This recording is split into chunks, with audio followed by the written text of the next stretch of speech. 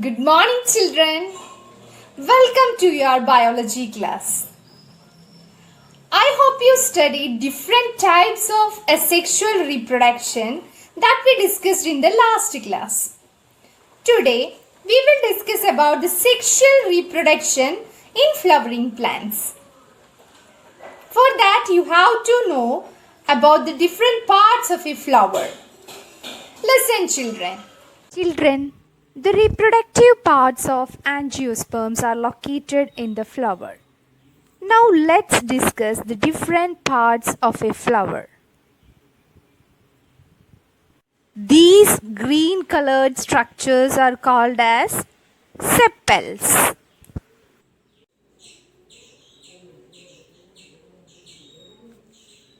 The colored most attractive part of the flower is called as petals. These are stamens. Stamen is the male reproductive part and it produces pollen grains that are yellowish in color.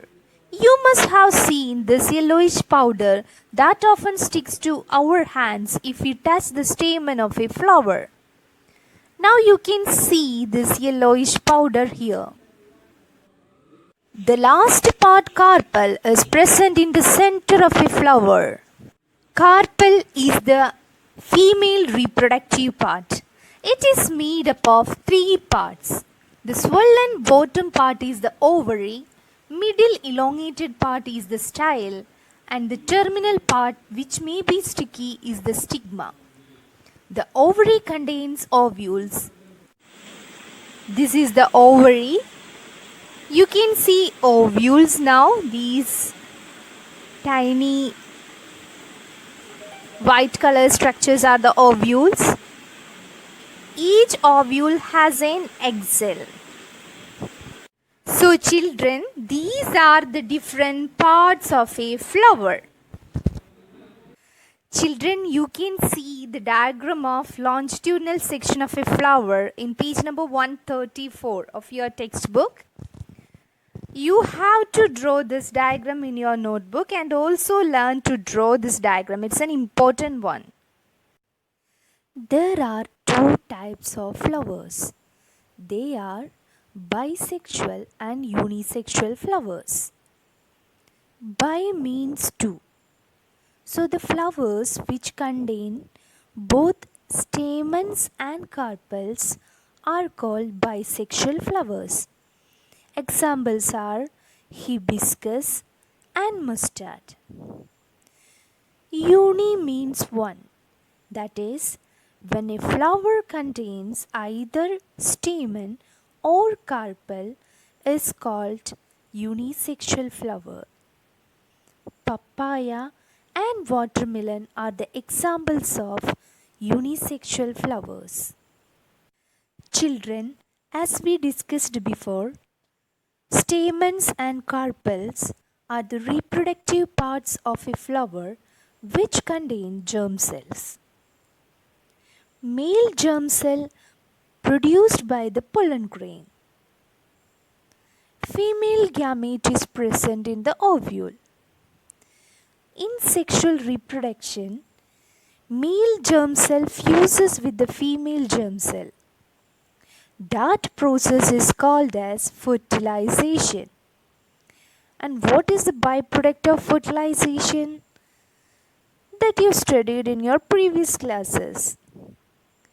Zygote is the byproduct of fertilization. So fertilization gives us the zygote which is capable of growing into a new plant. Thus, the pollen needs to be transferred from the stamen to stigma. That process is called as pollination. The transfer of mature pollen grains from the anther to stigma is called as pollination. Wind, insects, birds and other animals are the agents of pollination. There are two types of pollination. They are Self-pollination and cross-pollination. Self-pollination is the transfer of pollen from the anther to stigma of the same flower or of another flower of the same plant. But cross-pollination is the transfer of pollen grains from the anther of one flower to the stigma of another flower of the same kind. This figure shows the germination of pollen on stigma. Children, these are pollen grains. After pollination, pollen grain land on the stigma of the flower. As you know, the male germ cells are located inside the pollen grain and female germ cells are located inside the ovules, which is seen inside the ovary.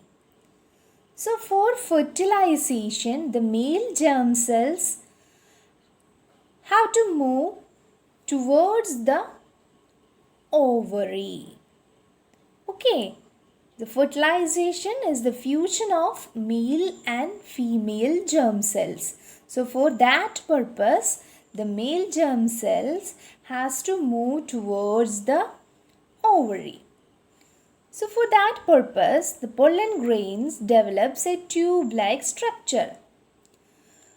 You can see this pollen tube in the picture. So this pollen tube grows towards the ovary.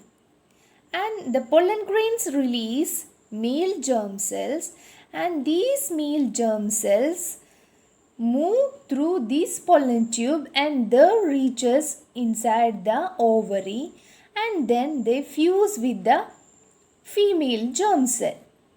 And what is the product of the fertilization? Zygote. So within the ovules, the fertilization form what? Zygote. Okay. Then this zygote undergoes cell divisions to form embryo within the ovule. And finally, this ovule develops into seed and the ovary develops into a fruit. All the other parts like petals and sepals, all these parts will fall off and the ovary forms the fruit and the ovules forms the seed.